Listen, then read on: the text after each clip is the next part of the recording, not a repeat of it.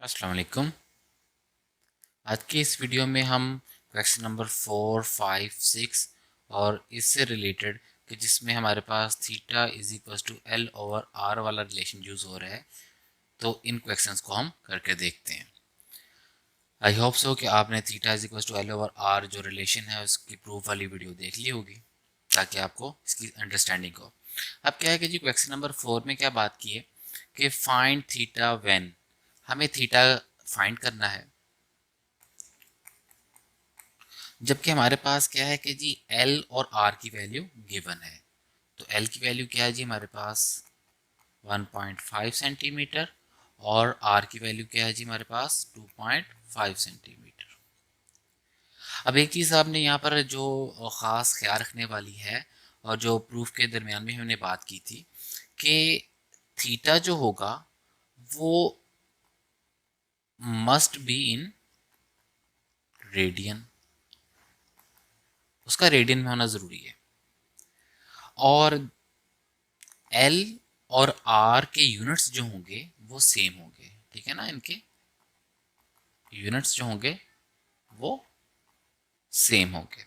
जैसे कि यहाँ पर मुझे अभी थीटा फाइंड करना है, ठीक है ना, तो उसकी बात तो बाद में होगी, लेकिन उससे पहले मुझे क्या चेक करना है कि जी एल और आर के क्या इनकी जो मेजरमेंट है वो सेम है, दोनों सेंटीमीटर में है, तो लिहाजा इट्स ओके। अगर एक मीटर में और एक दूसरी सेंटीमीटर में होती तो मैं इनको कन्वर्ट करता, या तो दोनों को मीटर्स में करता या दोनों को सेंटीमीटर्स में करता।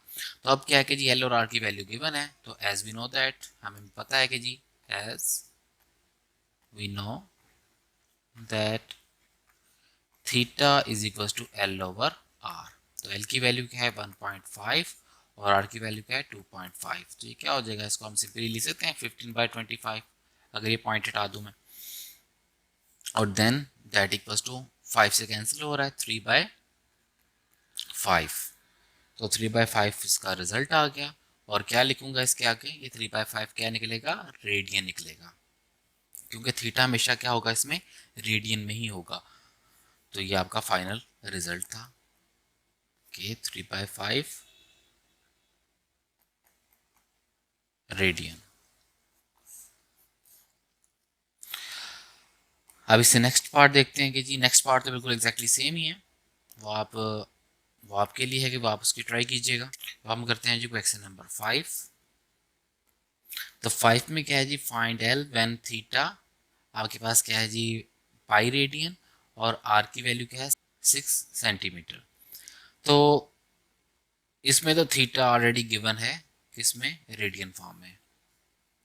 तो इसको अगर हम करके देखें तो थीटा हमारे पास गिवन है पाई रेडियन और आर क्या है 6 सेंटीमीटर। ये हमारा क्वेश्चन नंबर 5 है, उसका पार्ट फर्स्ट है।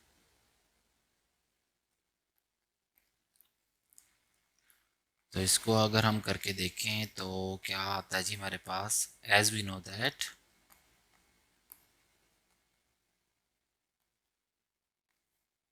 Theta is equal to L over R, और हमें फाइंड क्या करना है, हमें एल ही फाइंड करना है, आर्क लेंथ फाइंड करनी है। तो आर को उधर मल्टीप्लाई कर देंगे तो क्या हो जाएगा थीटा आर। तो थीटा की वैल्यू क्या थी पाई और आर की वैल्यू क्या है 6, दोनों को मल्टीप्लाई करें तो 6 पाई। पाई की वैल्यू यहाँ पर यूज़ कर सकते हैं हम 3.14। तो अगर इसको यूज़ करें तो क्या रिजल्ट आ जाएगा हमारे पास, इसको मल्टीप्लाई कर लेंगे आप, तो कैलकुलेटर से भी आप पाई की वैल्यू डायरेक्ट निकाल सकते हैं कि अगर आप शिफ्ट प्रेस करेंगे और इस बटन को प्रेस करें तो इसके ऊपर पाई लिखा हुआ तो ये पाई आ जाएगा, इक्वलिटी का साइन दबाएं तो ये पाई आ गया आपके पास, मल्टीप्लाई बाय 6।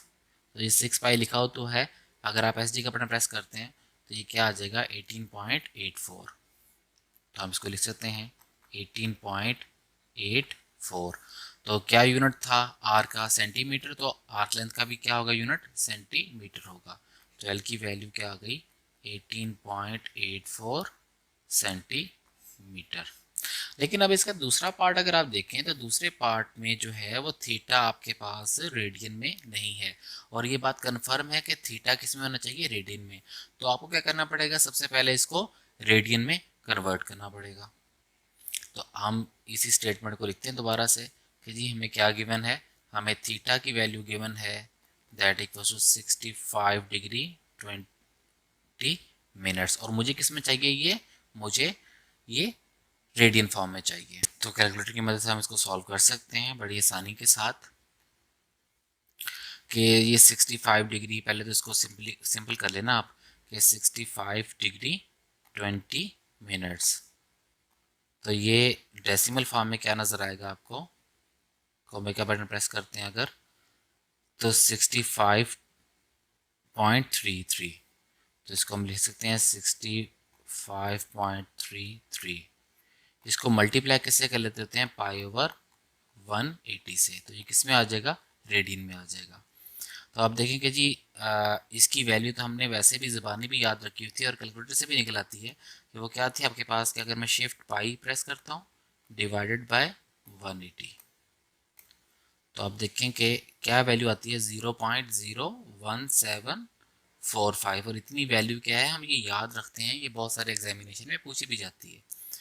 तो 0.01745, तो इसकी जगह पे अगर हम यही वैल्यू लगा दें 65.33 0.01745, अब क्या कर लें, इनको मल्टीप्लाई कर लेते हैं हम।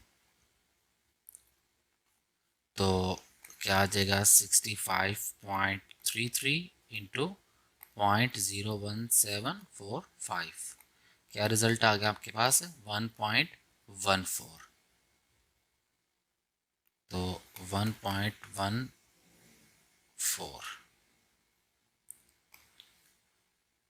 काफ़ी है, ये क्या आ गया रेडियन में, तो थीटा आपके पास रेडियन में आ गया। और देन आपके पास क्या है कि जी आर की वैल्यू, तो आर की वैल्यू क्या है आपके पास 18 मिलीमीटर। अब आपने क्या फाइंड करना है, आपके पास जो फाइंड करना है वो एल फाइंड करना है आपने, फाइंड द एल वैल्यू। तो उसको लिख लेते हैं जी हम, तो एल किसके इक्वल आ जाएगा, बिल्कुल इसी के मुताबिक L is equal to R theta. तो आर आर क्या है 18 और थीटा क्या है 1.14, तो इसको मल्टीप्लाई कर लें आप। तो मल्टीप्लाई करते हैं 18 के साथ, क्या रिजल्ट आ जाएगा 20.5, दैट इक्वल्स टू 20.5। तो एल की वैल्यू 20.5 ये भी मिलीमीटर में आएगी। तो इस तरीके से आप ये तमाम क्वेश्चंस सॉल्व कर सकते हैं। फाइनली अब जो हम क्वेश्चन देखते हैं जी, क्वेश्चन नंबर आपके पास क्वेश्चन नंबर 6 है। तो 6 में क्या है कि आर फाइंड करना है और एल और थीटा की वैल्यू गिवन है। तो इसमें हम पार्ट 2 कर लेते हैं। जो पार्ट 2 में हमारे पास क्या है, थीटा डिग्री में, पहले इसको आपको कन्वर्ट करना पड़ेगा रेडियन में।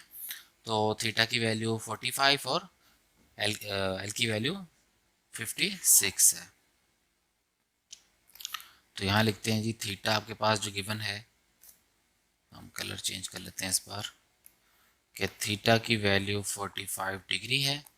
तो 45 इंटू पाई ओवर 180, तो ये तो सिंपल कैंसिल होने के बाद क्या बन जाएगा पाई बाई 4।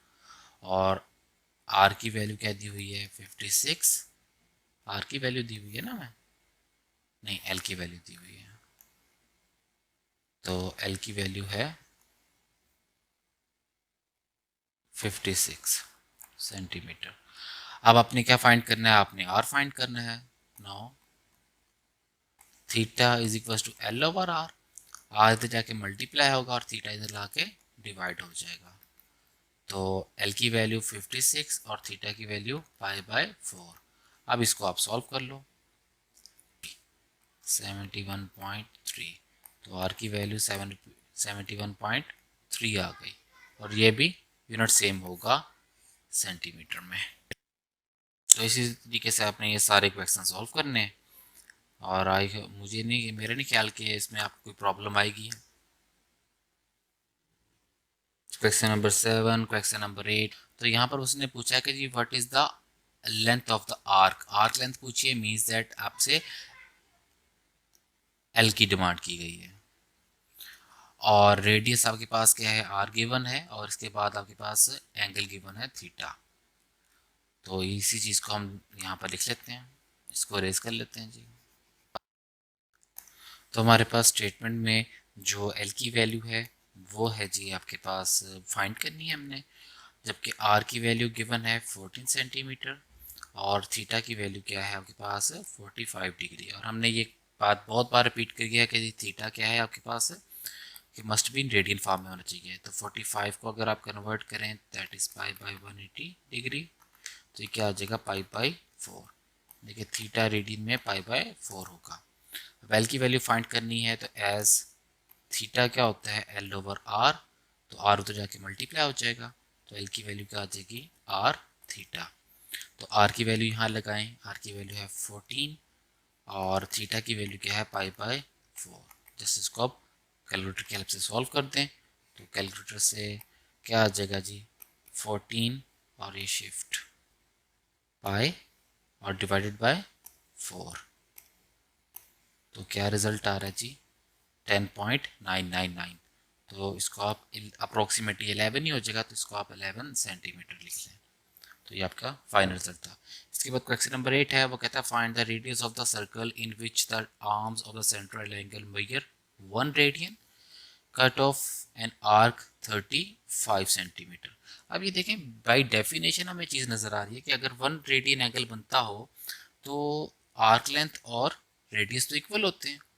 जब हमने रेडियन की डेफिनेशन पढ़ी थी तब यही बात हुई थी कि जी 1 रेडियन कब होगा कि अगर आर्क लेंथ और आपके पास रेडियस इक्वल हो। तो अब डेफिनेटली अगर किसी अब इस स्टेटमेंट के अंदर जो है जो find the radius of the circle, कि वो कहते हैं रेडियस आपने फाइंड करना है in which the arms of the central angle measure 1 radian. तो एंगल क्या बन रहा है 1 रेडियन, जबकि आर्क लेंथ क्या है इस वक्त 35, तो डेफिनेटली वो भी क्या होगी 35 होगी। लेकिन फिर भी अगर इसको सॉल्व करके भी देख लें तो रिजल्ट यही आएगा। तो आपके पास जी रेडियस दिया हुआ है 35, सॉरी आर्क लेंथ दी हुई है 35,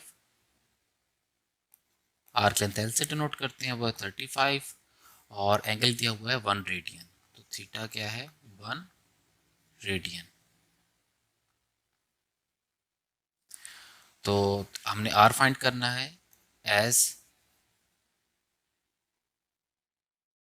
theta is equal to L over R, तो R is equal to L over theta 35 by 1 that equal to 35, और डेफिनेटली इसका यूनिट भी वही होगा जो एल का यूनिट था, तो ये भी सेंटीमीटर ही होगा।